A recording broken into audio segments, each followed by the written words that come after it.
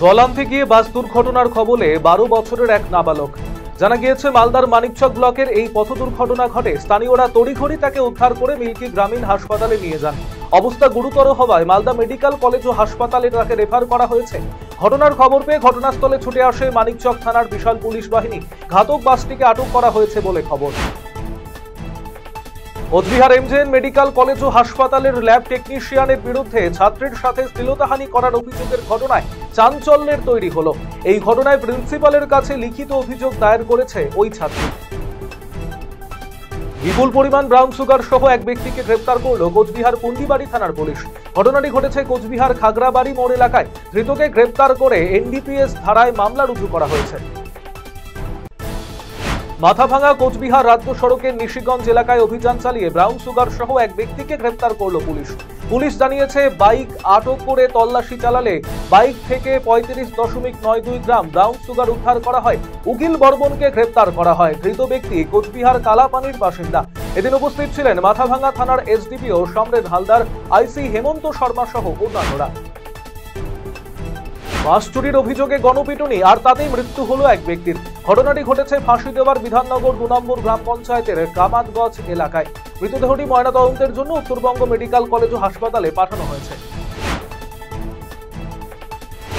জলের স্রোতে ভেসে এলো অজগর। শুক্রবার ভোরে ধূপগুড়ি মহকুমার অন্তর্গত নিরঞ্জন পাট এলাকায় হঠাৎই অজগরটিকে দেখতে পাওয়া যায়। চোখের সামনে আস্ত এত বড় অজগর দেখা মাত্রই চক্ষু চরক গাছ হয়ে যায়।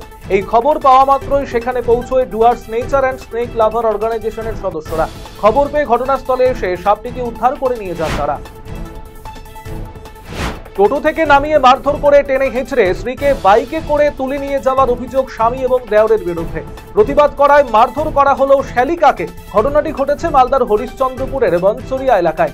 অন্যদিকে বধূর পরিবারের বিরুদ্ধে পাল্টা অভিযোগ এনেছে অভিযুক্ত নুরশেদ আলম। গরম পড়তে রাস্তাঘাটে দেদার বিক্রি হচ্ছে তালের শাঁস। কালিয়াগঞ্জের রাস্তার মোড়ে মোড়ে কচি তালের শাঁস খেয়ে অনেকেই স্বস্তি বোধ করছেন সাধারণ মানুষ। সুকান্ত মোড় রেলগেট, পৌর তারাবাজার রাস্তা এবং মহেন্দ্রগঞ্জ বাজারে রাস্তার পাশে প্রতিদিন কচি তাল শাঁস বিক্রি হয়। ভয়াবহ অগ্নিকাণ্ডের ঘটনা ঘটল শিলিগুড়ির ভক্তিনগর এনজেপি মেইন রোড সংলগ্ন 35 নম্বর জাতীয় সড়কের একটি বাড়িতে। আগুনে পুড়ে ছাই হয়ে যায় বাড়ির একাধিক সরঞ্জাম। আগুনের কবলে পুড়ে যায় বাড়িতে রাখা 3টি গাড়িও। শর্ট সার্কিট থেকেই আগুনের সূত্রপাত বলে জানা যায়। এরপরে খবর দেওয়া হয় দমকলকে। ঘটনাস্থলে ছুটে আসে দমকলের একটি ইঞ্জিন। কিছুদিন আগে হেমতাবাদে বালুপোড়া এলাকা থেকে ব্রাউন সুগার, নিষিদ্ধ কাপ সিরাপ এবং নগদ টাকা সহ কোহিনুর খাতুনকে গ্রেফতার করেছিল হেমতাবাদ থানার পুলিশ। বৃহস্পতিবার রাতে একই অভিযোগে গ্রেফতার করা হলো কোহিনুরের স্বামী খাদিমুল হককে। ধৃত খাদিমুলকে শুক্রবার রায়গঞ্জ আদালতে পেশ করেছে হেমতাবাদ থানার পুলিশ।